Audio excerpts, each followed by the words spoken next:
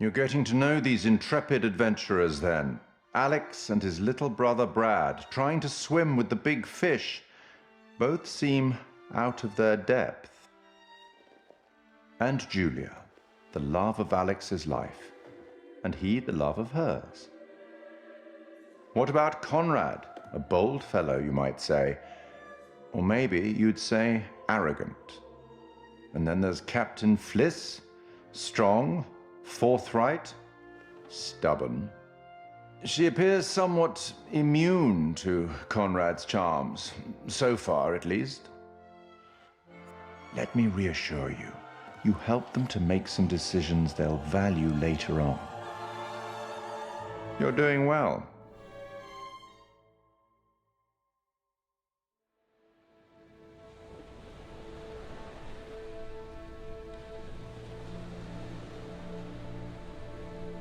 How well preserved was the plane? Pretty much what you'd expect. Brad, it was insane. It was like traveling through time. No shit. Well, it was like traveling through time and accidentally ending up in a dimension where the past is underwater and like everything is covered in barnacles and sharks. Sharks? It was a great reef. Ah. Hey, I thought it was pretty intense. Wasn't Conrad gonna get us some more beers after he helped Fliss? Maybe he decided, hey, I'll drink some, and then he got drunk. And since he was drunk, he forgot to bring it to us. And he just kept on drinking, and he drank all of it. Sounds like you've had some experience with this kind of phenomenon. Yeah, I've been studying it for years. I'll go look for him.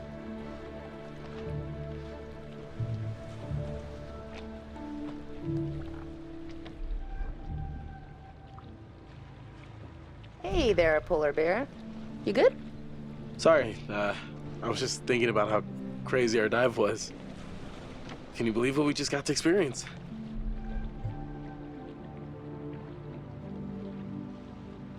I expected it to be cool, but that was like life-changing cool. What an adventure. I'm glad at least something on this trip will be memorable.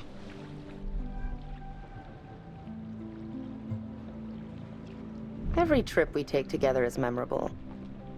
You know, you're pretty much the best thing that ever happened to me.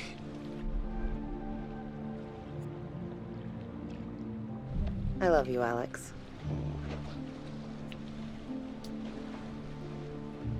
You know where everybody is? I'll go get him. Why don't you just chill out here? Hey, you seen my brother? Or Fliss? No, I got distracted. Let's go get him. Sure.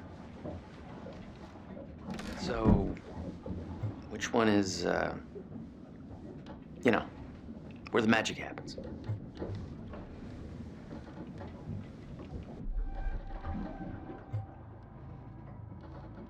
On behalf of my family, I'd like to apologize for my brother acting like a horny fifth grader. It's okay. I can deal with children. Conrad, beers, where are they? Oh, yeah, the beers. I was just getting them now.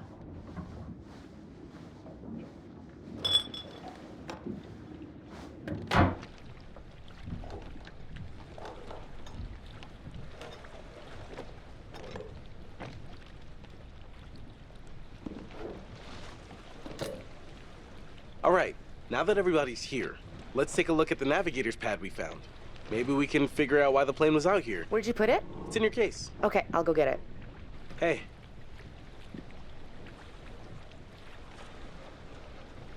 You got the nav pad, Dive Master J? Oh, no, not yet.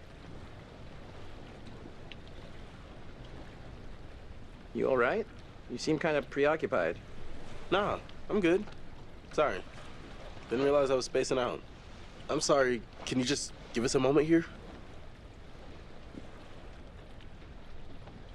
Julia, I'm just trying to have a chat with my brother. If you don't mind? Oh my God, fine. Let's go and get the pad together then.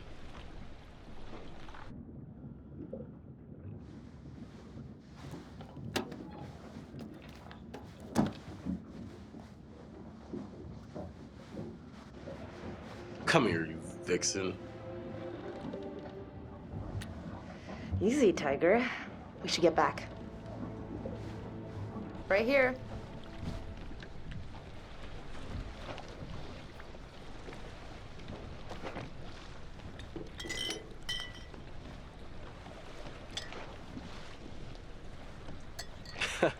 You'll get no resistance there. All right, everyone, check it out. Manchurian gold.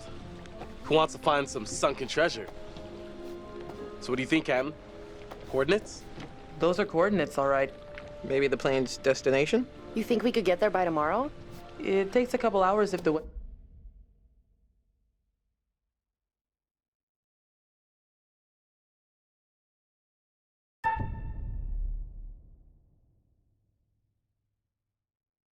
stays steady. Wow. You find anything else? Well, from the outside, this thing was a bomber, but on the inside, it was filled with life rafts. Yeah. After the war, they refitted a lot of the long-range bombers to be rescue planes. What was it doing at the bottom of the ocean? From the photos Alex took, you can see the flight badge on one of the corpses. That means the crew was from the Conwin Island, smack dab in the middle of the Pacific Theater. Called it. Reckless, all of you. Excuse me? I told you to leave everything down there alone. Oh, come on. We've been through this already. I'm not talking about the law.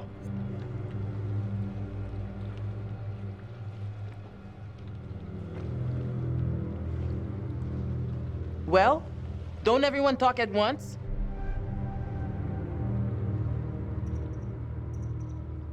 You're right. We should have been more careful. That's not me. I'm sorry. Okay, maybe. I don't know you. You should have never gone down to that plane in the first place. It's bad luck. You think you can scavenge down there and it makes no difference, but every single thing you bring back has an essence. It's like a ghost you invite to the surface. Here we go. Huh. I never thought about it like that. You never think about much of anything. Well, maybe I never heard about such cool ghost stories. They're not cool ghost stories. Not like for fun. People drown in these waters and you have to respect their resting place. Damn straight. Brad, you got a fun ghost story, right?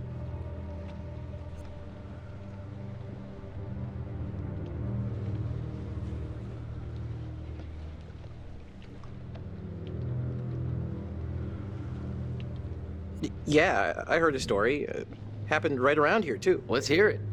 We could all use a good show.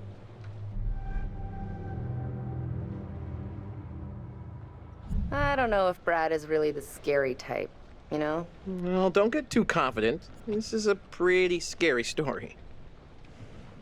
Scare away, little bro. Okay, here goes. This story is true. It had happened right near here, in an old lighthouse. Classic setup. Wait, true story? Where'd you hear this?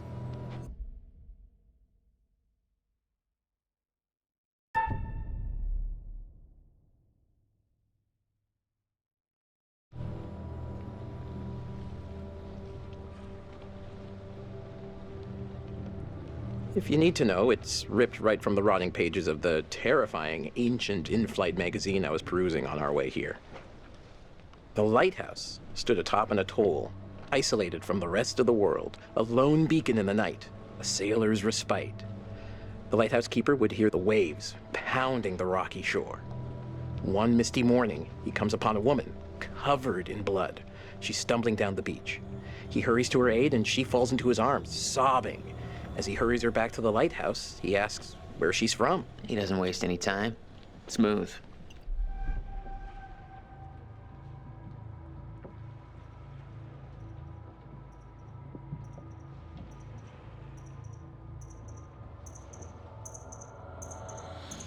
The woman answers, I live here, in the lighthouse.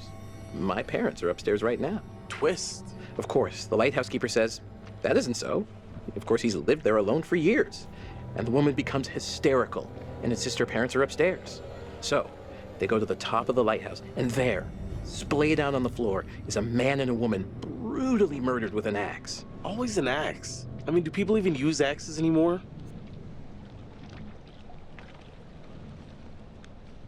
Okay, fine. Then it was a meat hook. They were slashed with a meat hook and hung from the rafters.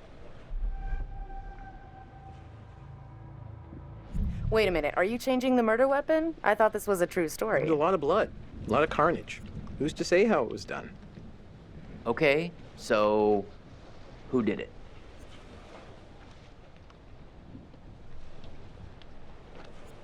The woman says, it was my brother. And she turns to the closet and says, he's hiding in there.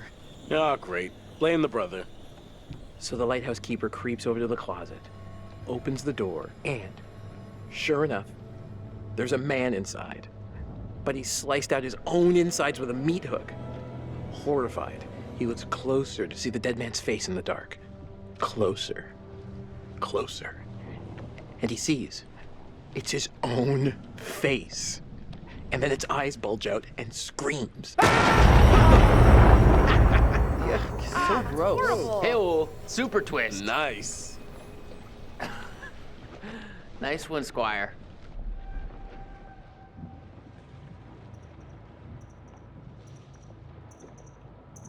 Oh, come on. That wasn't scary.